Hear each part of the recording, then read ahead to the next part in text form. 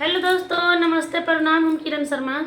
हम मंजू शर्मा सबके के प्रणाम करै छी। सब मिथिलावासी के प्रणाम करै छी। जते दाई माई दीदी सुनबे चाची सुनबे सबके प्रणाम करै छी। और हम दोनों देवरानी जेठानी जा रहल छी बहुत प्यारा सा विवाह के गीत गाब। अहाँ सब जरूर बेटी ब्याह पंचमी के गीत गाब। ब्याह पंचमी जे राम सीता के बियाह होइ छथिन, बहुत नजदीक आबि गेल छै, ताहि के लऽ कऽ और अहाँ सब आशीर्वाद देबऽ के तऽ हमरा भूलि गेल छी। देखै छी हमरा गीत गबैत गबैत गला जाम भऽ गेल, लेकिन अहाँ सब हमरा प्यार आशीर्वाद नहीं दे रहल छी। पता नहीं अहाँ सब केना के भूलि गेली की कैली।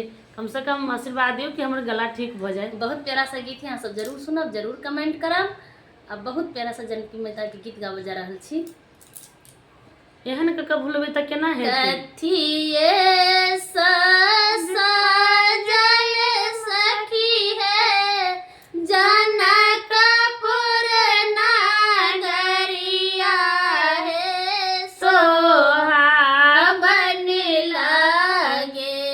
कथिए सजल सखी है जनकपुर नगरिया है सोहाबन लागे। कहाँ सयथिन बारियात है सोहाबन लागे। कहाँ सयथिन बारियात है सोहाबन लागे। फूल सजल सखी है जनकपुर नगरिया है सोहाबन लागे। अयोध्या सयथिन बारियात है सोहाबन लागे। अयोध्या सयथिन बारियात है सोहाबन लागे। कथी चढ़ियथिन सखी है राम सन जोलहबा है सोहाबन लागे। कथी चढ़ियथिन सखी है राम सन दुलहबा है सोहाबन लागे। कथी चढ़ी सजल बारियात है सोहाबन लागे।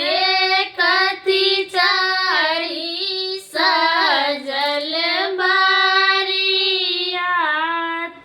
है सोहाबन लागे। रत चढ़ियथिन सखी है राम सन दुलहबा है सोहाबन लागे। रत चढ़ियथिन सखी है राम सन दुलहबा है सोहाबन लागे। हाथी चढ़ियथिन बारियात है सोहाबन लागे।